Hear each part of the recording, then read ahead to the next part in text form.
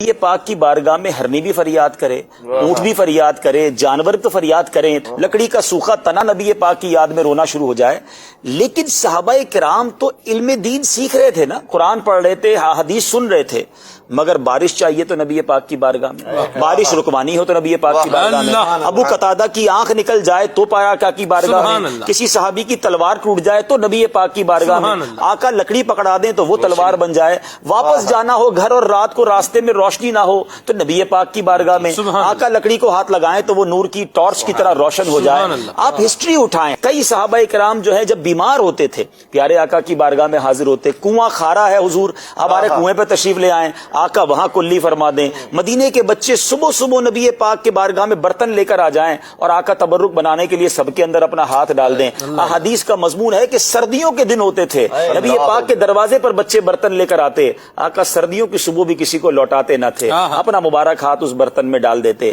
اگر آپ ہسٹری اٹھائیں، دلہن کو عطر چاہیے تو صحابی رسول نبی پاک کے دربار میں آ رہے ہیں، عطر تو دکان سے ملتا ہے نا، لیکن سبحان اللہ کسی کو تو لوٹایا ہو، کسی کو تو منع کیا ہو۔ یہ ایٹیٹیوڈ، یہ انداز صحابہ کا بتا رہا ہے کہ انہوں نے اس وقت بھی پناہ مانگی، اس وقت بھی مدد مانگی، جو چاہیے نبی پاک سے مانگا۔ تو آج صحابہ کی سیرت مجھے اور آپ کو سکھا رہی ہے، آج لے ان کی پناہ، آج مدد مانگ ان سے، پھر نہ مانیں گے قیامت میں اگر مان گیا۔ اور قیامت میں تو ویسے ہی سب پر ظاہر ہو جائے گا نا۔ یہ جو اعلیٰ حضرت کے شعر کا دوسرا حصہ ہے نا، یہ بڑا کمال کا حصہ ہے، جو کچھ لوگ آج نبی پاک کو نہیں مانتے، پیارے آقا علیہ الصلوۃ والسلام کے جو اللہ کی بارگاہ میں مقام ہے اس کے بارے میں اتنے پازیٹیو خیال نہیں رکھتے۔ قیامت کے دن تو انہیں پتہ چل جانا ہے